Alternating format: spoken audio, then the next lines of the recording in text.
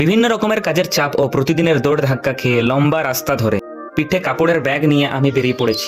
যেদিকেই দেখি সবুজে সবুজ ভরা গাছপালা দেখে মনকে একদম শান্তিমুগ্ধ করে দেয়। সাথে রয়েছে আমাদের সামনেই একদম সূর্যোদয়, পাখিদের আওয়াজ।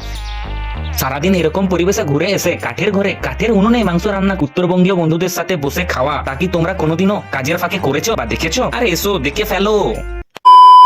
দ্বিতীয় দিন, উত্তরবঙ্গে বীরপাড়া, লঙ্কাপাড়া, টোটোপাড়া মেন ভয়ঙ্কর জঙ্গল চিরে রাস্তা ধরে বাইকে ডবল লোড নিয়ে কাঠ ঘরে এসে উত্তরবঙ্গ ভাইয়াদের সাথে মাংস রান্না করে বেশ সুন্দরভাবে গল্প করতে করতে খেয়ে ঘুমিয়ে পড়ি। পরের দিন সকালে যেই উঠে দেখি কি সুন্দর সূর্যোদয়, চারিদিক সবুজে ভরা। এরকম অনুভূতি তোমাদেরকে বলে বোঝা মুশকিল।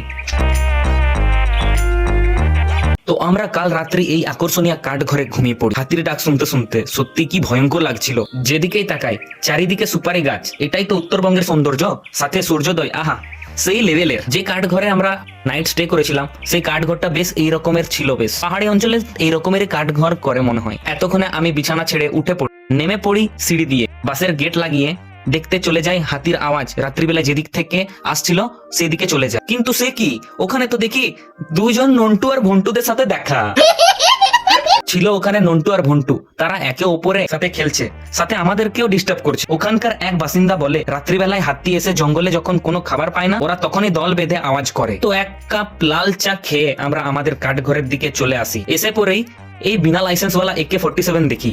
জানলাম যে ওখানকার লোকাল AK-47 এর আওয়াজ করলেই হাতিরা আর ভয়ে আসে না নিজেদের জঙ্গল ছেড়ে। খুবই দারুণ লাগলো এই কাঠঘরটা, সত্যি সেই লেভেলে লাগলো, দারুণ। তোমরাও যদি আসো এরকম একটা কাঠঘরে তোমরা থাকতে পারো। তো আমি তালা চাবি দিয়ে টাটা বাই বাই করে নেক্সট ডেস্টিনেশনের দিকে আমি এগিয়ে পড়ি। আবার সেই রাস্তা ধরে আমরা চলতে থাকি। আমার আশেপাশে যে গাছগুলো তোমরা দেখছো সেই গাছগুলো প্রায় 50 ফুটেরও বেশি লম্বা গাছ রয়েছে। অবাক করে দেওয়ার মতো সত্যি গাইস, দেখতেই পাচ্ছ তোমরা। এবার চা বাগানের দিকে এসে এদিকে একটু ক্যাপ পোজ মেরে ফটো শুট করে ভিডিও শুট করে আমি এবারে ভুটানের দিকে রওনা হয়। তো দেখা হচ্ছে নেক্সট মিনি ব্লগে তোমাদের সাথে। তো খুব তাড়াতাড়ি দেখা হবে। Tata bye bye.